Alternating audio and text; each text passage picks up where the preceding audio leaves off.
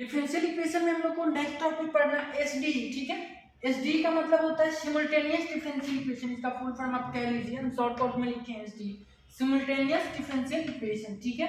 इससे भी एक क्वेश्चन आता है, टोटल 8 नंबर का एक क्वेश्चन हर साल पूछा जाता है बिहार यूनिवर्सिटी के पार्ट 3 के एग्जाम में। ये आपको पहले ही बता दिए, पेपर 7 के ग्रुप सी के अंतर्गत डिफरेंशियल इक्वेशन पढ़ना है, ठीक है। तो इससे टोटल एक क्वेश्चन पूछा जाता है। तो हम लोग समझते हैं कि सिमुल्टेनियस डिफरेंशियल इक्वेशन होता कैसा है और इसका क्वेश्चन हम लोग सोल्व कैसे करते हैं। तो जनरली जो इसका क्वेश्चन है ना वो कुछ ऐसे दिया रहता है, dx by something is equal to dy by something is equal to dz by something, ठीक है।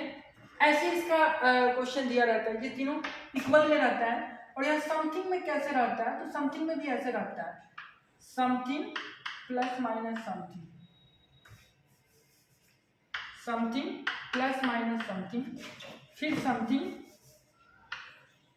और प्लस माइनस समथिंग। यहाँ प्लस माइनस लिख रहे हैं तो ये दोनों सिंबल नहीं होता है, हम ये कर रहे हैं कि इसके बीच में प्लस भी हो सकता है और माइनस भी हो सकता है, इनटू नहीं होता, मतलब दो टर्म के रूप में लिखा रहता है। इस टाइप का डिफरेंशियल इक्वेशन आपको गिवन रहता है सिमुल्टेनियस डिफरेंशियल इक्वेशन में। मतलब एग्जाम में अगर आपको ऐसा डिफरेंशियल इक्वेशन देखने को मिलता है तो आप उसको सिमुल्टेनियस डिफरेंशियल इक्वेशन समझ लीजिएगा और इसी के मेथड से सोल्व करिएगा तभी बनेगा, ठीक है। अब क्या होता है इसका मेथड हम लोग समझते हैं, धीरज रखिए थोड़ा सा। इस टाइप के डिफरेंशियल इक्वेशन को सोल्व करने के लिए बहुत ही आसान मेथड है, सिमुल्टेनियस डिफरेंशियल इक्वेशन बोलते हैं। तो ये जो है इसका भी सॉल्यूशन बहुत हार्ड नहीं होता है, बहुत आसान होता है। दो तीन चीज आपको इसमें समझना है, क्योंकि ये इस फॉर्म में है तो इस फॉर्म से रिलेटेड दो तीन बात आप समझ लीजिए।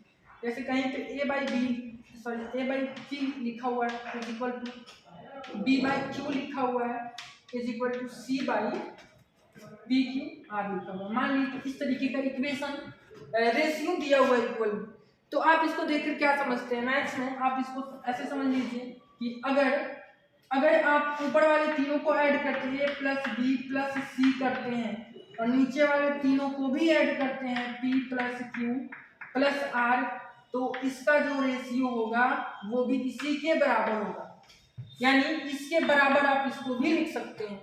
इसको सेपरेट करके हम बोर्ड में डाल करके अच्छे से पूरा समझाते हैं, इसके बहुत सारे इसमें कॉन्सेप्ट है। ये जब तक आप नहीं समझिएगा आपका कॉन्सेप्ट क्लियर नहीं होगा, क्वेश्चन नहीं बनेगा, बहुत सारा इसमें है चीज, ठीक है। तो ऐसे मान लीजिए आपके पास इक्वेशन दिया हुआ है तो आप ऐसे समझिए, मैथ्स में आप इसको क्या कर सकते हैं, ये रेशियो है, a बाई बी का रेशियो है, b बाई क्यू का रेशियो है, c बाई क्यू का रेशियो है। इसको एक और मान लीजिए हम एग्जाम्पल से आपको बता देते हैं चीज, और मान लीजिए हम ऐसे लिख रहे हैं 2/4 लिख रहे हैं इज इक्वल टू 3/6 भी लिख सकते हैं, इज इक्वल टू आप इसको 1/2 भी लिख सकते हैं। ये सब आपस में इक्वल है, क्यों, क्योंकि इसको भी घटाइएगा तो 1/2 आएगा, इसको भी घटाइएगा तो 1/2 आएगा, और ये ऑलरेडी 1/2 है, ठीक है। अब देखिए क्या होता है, हम इस सारे को जोड़ते हैं, ऊपर वाले को ऊपर में जोड़ते हैं 2 प्लस 3 प्लस 1 बाई, नीचे वाले को नीचे में जोड़ते हैं 4 प्लस 6 प्लस 2, क्या आ रहा है 3 और 2 और 3 5 और 1 6, और नीचे में क्या आ रहा है 4 और 6 10 और 2 12, यानी ये कट के कितना आया 1/2 आया, यानी ये भी इसी के बराबर आया। सबका रेशियो क्या है 1/2 है, यानी अगर कहीं पे ये 3 रेशियो ऐसे लिखा हुआ है तो इसी ये कंक्लूजन निकल रहा है कि आप ऊपर वाले को ऊपर वाले में और नीचे वाले को नीचे वाले में जोड़ सकते हैं, यानी इसके बराबर आप कितना लिख सकते हैं a plus B plus C by P plus Q plus R, इतना लिखा जा सकता है, इससे ये कंक्लूजन निकल रहा है। अच्छा, ये तो एक बात हुआ। अब ऐसा हम ये सब चीज क्यों बता रहे हैं आपको, ये तो सिंपल सा बात है, लॉजिकल बात है, ये इसलिए बता रहे हैं क्योंकि अब हम लोग को जो सिमुल्टेनियस डिफरेंशियल इक्वेशन पढ़ना है वो इसी पैटर्न पे, आपको पहले ही फॉर्म बताया है कि इसी फॉर्म में दिया रहेगा तो उसमें ये सारा चीज अप्लाई होगा, तो हम पहले ही आपको बता दे रहे हैं ताकि कोई कंफ्यूजन ना हो कि हाँ ये कहाँ से आ गया, ठीक है। अच्छा, अब दूसरा बात ये है कि अगर ऊपर नीचे दोनों में हम किसी चीज से मल्टीप्लाई करते तो कोई फर्क नहीं पड़ता, ये तो कॉमन बात है, आप भी जानते हैं। यहाँ 2/4 लिखा हुआ है, अगर हम ऊपर नीचे दोनों में 2 से 3 से 4 से 5 से किसी भी नंबर से गुना करें तो इसमें कोई फर्क नहीं पड़ता, 1/2 ही आगे कट कर दीजिए। लेकिन यहाँ अब क्या कर रहे हैं हम कि सब में ऊपर नीचे किसी नंबर से मल्टीप्लाई करके भी ऐड करके उसका रेशियो निकालेंगे तो भी बराबर होगा, यानी हम ये कहना चाह रहे हैं कि अगर हम ऐसे लिखे इस a को मान लीजिए 2 से मल्टीप्लाई कर देंगे 2a/2p कर दिए, ठीक है, इज इक्वल में अब इसमें मान लीजिए 3 से मल्टीप्लाई कर दिए 3b/3q is equal to 3c/3r, ठीक है। तो भी हम इसको ऊपर वाले, अब देखिए ये तीनों रेशियो बराबर हो गया तो हम ऊपर वाले को ऐड करके लिख सकते हैं, लेकिन हम आपको ये समझाना चाह रहे हैं कि केवल ऐड करके ही नहीं, सब्ट्रैक्ट भी करेंगे तो कोई दिक्कत नहीं। जैसे 2a प्लस मान लीजिए मन किया यहाँ इसको प्लस करने का 3b, अब मन कर रहा है इसको सब्ट्रैक्ट करने का तो कर देंगे, ये भी सब्ट्रैक्ट भी कर सकते हैं, लेकिन नीचे वाला भी इसी पैटर्न को फॉलो करना चाहिए। अगर हम यहाँ ऐड दे रहे हैं तो नीचे वाला में भी ऐड ही देंगे, जैसे 2p प्लस 3q। अब यहाँ सब्ट्रैक्शन दिए, यहाँ माइनस दिए हैं तो नीचे वाला में भी माइनस देंगे, -3r। समझ में आया? तो यही खेला है, ठीक है। तो ये भी इसका जो रेशियो आएगा वो भी इसके बराबर में आएगा, ये सारा का सारा आपस में क्या है, इक्वल है। इसी तरीके से इसमें एक दो बात और है, ठीक है। इसमें आगे एक चीज और समझना है कि आप इस तीनों को ऐड कर रहे हैं और डिवाइड कर रहे हैं तो उसका रेशियो बराबर आ रहा है, तो इसमें से किसी भी दो को ऐड करिएगा ऊपर नीचे तो भी उसका रेशियो बराबर आएगा। आप देखिए इसी के बराबर आप लिख सकते हैं a + b/p+q। बस ध्यान रखना है कि ऊपर में जो लिख रहे हैं उसके करस्पॉन्डिंग ही नीचे में लिखना है। ऐसा नहीं कि ऊपर में a + b लिख रहे हैं और नीचे में p + r लिख रहे हैं तो गलत हो जाएगा, ठीक है। लेकिन अगर ऐसे आप लिख रहे हैं तो सही है। हम आपको एग्जाम्पल करके भी बता देते हैं। देखिए जहाँ एग्जाम्पल दिया हुआ है हम इसको क्या कर रहे हैं 2 + 3 और बाई 4 + 6 कर रहे हैं, तो भी ये देखिएगा 3 2 5 और बाई 6 4 10 यानी 1/2 ही आया। यानी हम किसी दो को भी ऐड करके ऊपर वाले को ऊपर में नीचे वाले को नीचे में कर सकते हैं, सब्ट्रैक्शन भी कर सकते हैं, कोई दिक्कत नहीं। इस तरीके से बहुत सारा इसमें जो कॉन्सेप्ट है वो आप समझें, बहुत सारा ऑपरेशन हम लोग इसमें कर सकते हैं। ये सारा खेल रेशियो का, आप इसको ऐसे नहीं समझ सकते हैं कि ये मान लीजिए इसको आप मान लें कि ये x है, ये y है और ये z है। अब मन मन इसको मान लिए तब तो आप कहिएगा, आप मन में अगर इसको ऐसे सोच रहे हैं कि ये x है, y है, z है तो x + y = z कैसे हो गया? मन में आ सकता है कि मान लीजिए दो को ऐड कर रहे हैं तो क्या होगा, x + y हो गया और ये सारा आपस में इक्वल है तो ये भी इक्वल यानी z। तो ये कैसे हो सकता है कि x = y हो और z हो और x + y भी z के इक्वल हो? ये पॉसिबल नहीं है। तो ऐसे नहीं सोचना है, क्योंकि हम लोग अभी जो ये पढ़ रहे हैं रेशियो में, ये सारा का सारा रेशियो का बात चल रहा है, इसलिए इसको अदरवाइज ऐसे नहीं सोचना है अलग अलग, ठीक है। तो उम्मीद करें ये आपको कॉन्सेप्ट समझ में आया होगा। इसी कॉन्सेप्ट का यूज करके हम लोग सिमुल्टेनियस डिफरेंशियल इक्वेशन को सोल्व करेंगे, ठीक है। तो एक क्वेश्चन लेते हैं और आपको सोल्व करके बताते हैं। और बहुत सारा क्वेश्चन का अगर आपको प्रैक्टिस करना है जो प्रीवियस ईयर में पूछे गए हैं, सारा क्वेश्चन हम बनाए हुए हैं। उसका अगर आप पीडीएफ चाहते हैं तो टेलीग्राम ग्रुप में जुड़िए या फिर टेलीग्राम पे हमको मैसेज करिए। चैनल के अबाउट में चले जाइएगा, वहाँ पे आपको लिंक मिल जाएगा, ठीक है। वहाँ हम आपको पीडीएफ भेज देंगे और हो सकता है हम वीडियो भी बनाएं तो खोज खास के देख लीजिएगा, ठीक है। तो एक क्वेश्चन लिए हैं, इसके मदद से हम आपको समझाने का प्रयास करते हैं कि सिमुल्टेनियस डिफरेंशियल इक्वेशन को कैसे हम सॉल्व करते हैं। ये क्वेश्चन जो है ये 3 बार पूछा हुआ है, 2012 में, ठीक है, फिर 15 में और फिर 19 में। ये बिहार यूनिवर्सिटी में लगातार नहीं, सॉरी 3 बार पूछा हुआ क्वेश्चन है पिछले 10 साल में, ठीक है। 10-11 साल में ये क्वेश्चन 3 बार पूछा है, 2012 में, 15 में और 19 में। तो इसका सॉल्यूशन देखते हैं कैसे करेंगे। तो इसके सॉल्यूशन के लिए हम इसको मिटा देते हैं, ठीक है, जगह कम है। इसके सॉल्यूशन में हम इसको क्या करते हैं, इसको इक्वेशन की तरह ट्रीट करते हैं, इक्वेशन नंबर 1, इक्वेशन नंबर 2 और इसको इक्वेशन नंबर 3 मान ऐसे ट्रीट करते हैं, ठीक है। करेंगे कैसे सॉल्यूशन? तो एक चीज आपको पता है ना कि सबको ऐड करेंगे ये वो, तो इस तरीके का इस पे ऑपरेशन करना है। ध्यान दीजिएगा, सारे क्वेश्चन के लिए कॉन्सेप्ट हम आपको समझा रहे हैं। इस पे कुछ ऐसा कमाल करना है कि इसके इक्वल में, ठीक है, ऊपर में क्या है इससे हमको मतलब नहीं है, ठीक है, इसके नीचे में जो है 0 आ जाना चाहिए। हम कह रहे हैं इस पूरे क्वेश्चन पे ऐसा आप ऑपरेशन अप्लाई करिए कि इसके ऊपर में कुछ क्या लाना है उससे हमको मतलब नहीं, लेकिन नीचे में आपको 0 ला देना है, ठीक है। एक क्वेश्चन आ सकता है कि क्या 0 नहीं आएगा क्वेश्चन में तो क्या होगा, तो भी कोई दिक्कत नहीं है, बिना 0 का भी बन जाएगा। लेकिन अगर आप यहाँ पे 0 ला पा रहे हैं तो क्वेश्चन का सॉल्यूशन बहुत आसान हो जाता है। ठीक है। अगर हम यहाँ पे 0 ला देते हैं इसका सॉल्यूशन करके, मतलब इस पे कोई ऑपरेशन अप्लाई करके, बहुत सारा तरीका हम आपको बताए हैं, चूंकि ये रेशियो में है, इसको सबको प्लस माइनस करके ऐसे ऊपर नीचे मल्टीप्लाई करके लिख सकते हैं, जो हम आपको बताए हैं, हम करके क्वेश्चन नहीं बताएंगे। तो ऐसा आप कुछ भी करिए कि यहाँ पे नीचे वाला यहाँ पे टर्म जो है वो 0 आ जाए, ठीक है।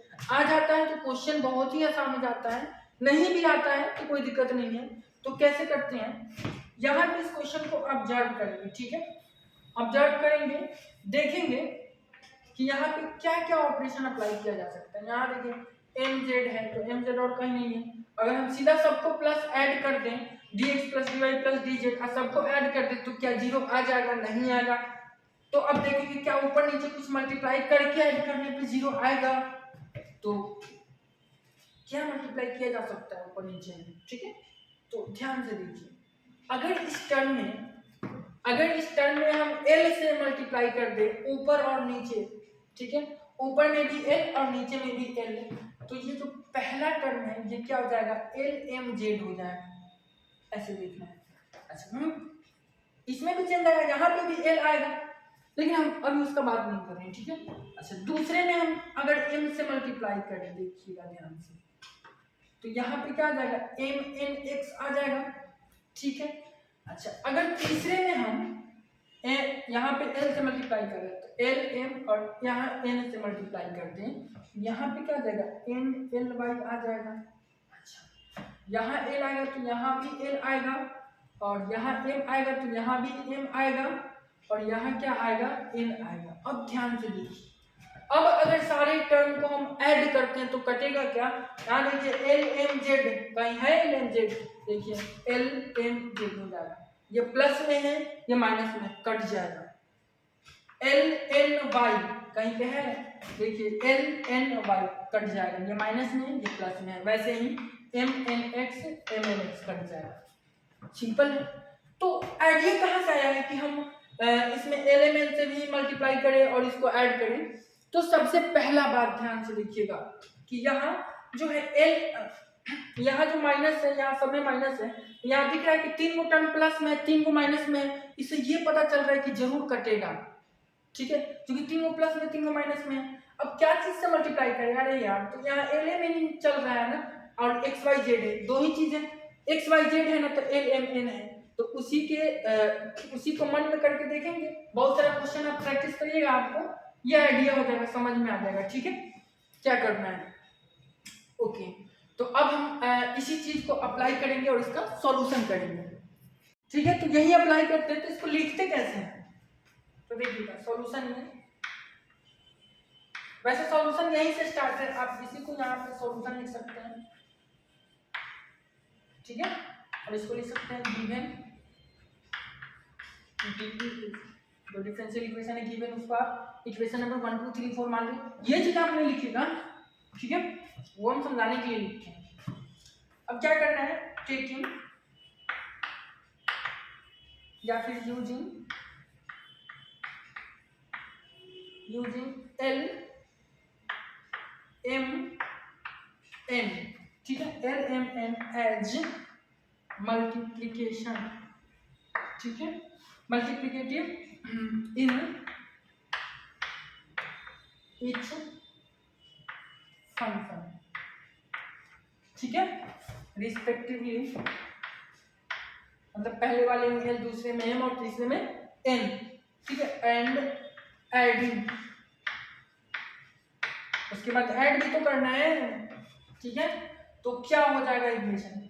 तो ये तो हो जाएगा, अगर हम इसमें L से ऊपर नीचे मल्टीप्लाई करते हैं तो ये हो जाएगा LDX बाई ये MLZ, ठीक है, minus NLY is equal to dy by ये हो जाएगा, सॉरी यहाँ पे m होगा, तो ये हो जाएगा MNX माइनस यहाँ पे LMZ इज इक्वल टू ये हो जाएगा, ऊपर में यहाँ पे LM के बाद N हो जाएगा, और ये हो जाएगा DZ बाई नीचे में हो जाएगा NLY, और ये हो जाएगा माइनस NX एक्स, ठीक है। अब इज इक्वल टू में, ठीक है, सबको क्या करेंगे, ऊपर वाले को ऊपर में ऐड करेंगे और नीचे वाले को नीचे में ऐड करेंगे। तो ऊपर वाले को जब ऊपर में ऐड करेंगे तो ये L D x plus M D Y plus N D X हो जाएगा, एन डी एक्स। अब नीचे वाले को ऐड करेंगे तो पहला वाला m, अब देखिए सीधा ये 0 आ रहा है हमको पता है, लेकिन एक बार ऐड करके दिखाना होगा।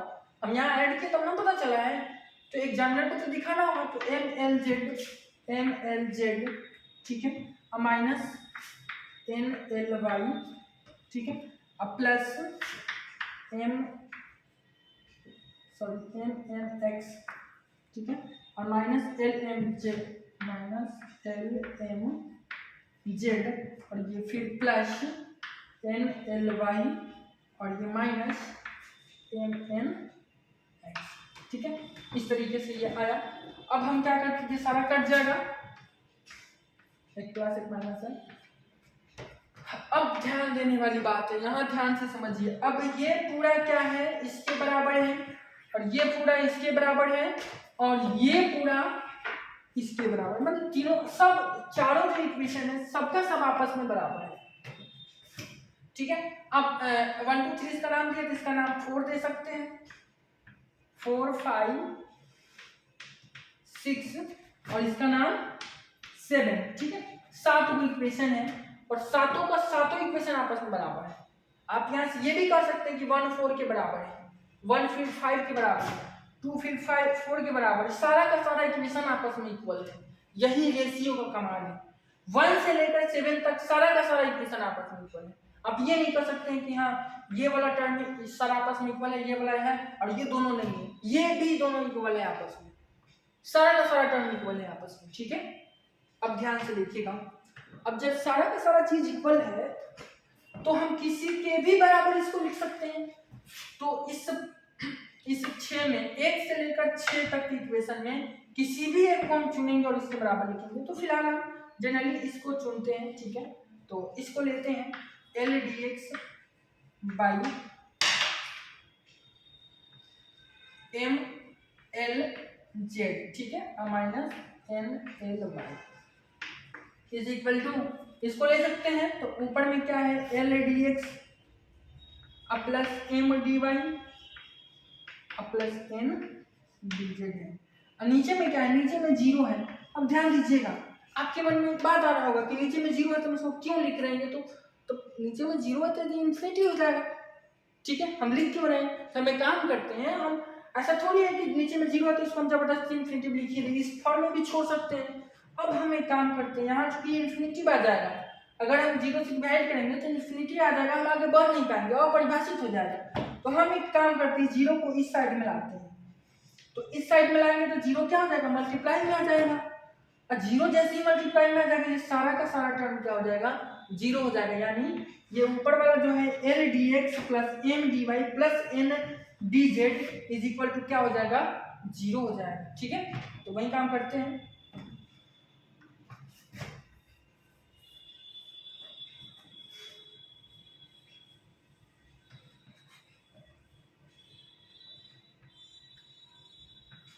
ठीक है। यानी कि यहाँ से L D x plus M D Y plus N D Z is equal to क्या हो गया, 0 हो गया, ठीक है। तो आगे इसको क्या करेंगे, इंटीग्रेट करेंगे, ठीक है। तो इंटीग्रेशन इसका जो हो जाएगा वो एल का एल जो कांस्टेंट है और डी एक्स का एक्स हो जाएगा, उसी तरीके से ये एम डी वाई हो जाएगा और प्लस एन डी जेड हो जाएगा, ठीक है, इज इक्वल टू, अब 0 नहीं लिखेंगे क्योंकि 0 का इंटीग्रेशन कांस्टेंट होता है, C1 एक हम कांस्टेंट लेंगे, ठीक है। ये एक इक्वेशन बन के आया है। अब क्या कर रहे हैं, ये तो एक इक्वेशन बन गया है, एक इसी तरह का इक्वेशन और बनाना है, ठीक है। जो सिमल्टेनियस डिफरेंशियल इक्वेशन होता है उसका जो सॉल्यूशन हम निकालते हैं उसमें 2 इक्वेशन आता है, जैसे ये एक इक्वेशन कैसे आया है वैसे ही एक और इक्वेशन निकाल देना है। तो हम कह देंगे कि equation 1 and 2 give required solution, इसको इक्वेशन नंबर 1 मानते हैं। उधर जो 1 माने थे वो रोमन में था, ठीक है। अब दूसरा इक्वेशन ऐसा निकालने के लिए क्या करना होगा, इसको निकालने के लिए क्या किए हैं, शुरू से जो प्रोसेस किए हैं वैसे ही करना होगा। हमारे पास गिवन इक्वेशन कितना था, dx बाई, ठीक है, डी कितना था हम एक बार लिख लेते हैं रहकर D X by M Z, ठीक है, D X by M Z minus N Y, M Z minus N Y is equal to D Y by N X minus L Z, ठीक है, is equal to D Z by L Y और minus M X, ठीक है, यही differential equation था, ठीक है। अब चालाकी से हम लोग उस समय क्या किए हैं कि एलिमेंट से मल्टीप्लाई करके निकल गए हैं और जीरो बना दिए। इस बार चालाकी क्या करेंगे कि एक्स वाई जेड से मल्टीप्लाई कर देंगे। आप ध्यान से देखिएगा, अगर आप एक्स वाई जेड से मल्टीप्लाई करते हैं ऊपर नीचे तीनों में बारी बारी से और सबको ऐड करते हैं तो भी जीरो आ जाएगा, ठीक है। तो हम डायरेक्ट यहाँ पे एक्स से मल्टीप्लाई करते हैं, यहाँ एक्स से करते हैं, ठीक है, यहाँ वाई से करते हैं और यहाँ जेड से करते हैं, ठीक है। आप इसको सिस्टमैटिक इसके बाद लिखिएगा, ठीक है, हम समय बचाने के लिए और बोर्ड पे जगह कम है इसलिए हम ऐसा लिख रहे हैं, ठीक है। अब इज इक्वल टू में सबको जब जोड़िएगा ना, क्योंकि पहले हम बताएंगे ये प्रोसेस कैसे, तो वैसे फॉलो कर लीजिएगा। यहाँ X D x plus Y D Y और प्लस जेड डी जेड आएगा, ठीक है। अब भाई नीचे में सबको जब ऐड करिएगा तो क्या आने वाला है, लड्डू, ठीक है। अब इसको फिर आप इक्वेशन मान सकते हैं कोई भी, चाहे अगर आप नहीं भी इसको मानिएगा 1 2 3 4 कुछ भी, तो भी आप इसके बराबर उसको लिख सकते हैं हम। तो एक्स डी एक्स भाई जो भी होगा यहाँ आप समथिंग, वो तो एटलीस्ट लास्ट में जीरो ही आने वाला है, ठीक है, आप लिख लीजिएगा। तो इधर में X D x plus Y D Y plus Z D Z, ठीक है। अब वाई में है जीरो, तो ये जीरो इधर आकर सारे टर्म को क्या कर देगा, जीरो। ये finally x D x plus Y D Y और plus Z D Z is equal to zero आएगा। यहाँ से इसका जब आप इंटीग्रेशन करिएगा दोनों तरफ इंटीग्रेटिंग, तो एक्स स्क्वायर बाई टू, ठीक है, अब plus y square by two अब plus z square by two आएगा। सबके बट्टा में टू आएगा, उसको कॉमन लेके उधर जब ले जाएंगे तो इधर टू आ जाएगा। एक कांस्टेंट तो लेना पड़ेगा ना, तो यहाँ से टू ले लीजिए, ठीक है। तो ये बन गया इसका दूसरा इक्वेशन और इसको हम नाम दिए इक्वेशन नंबर 2, ठीक है।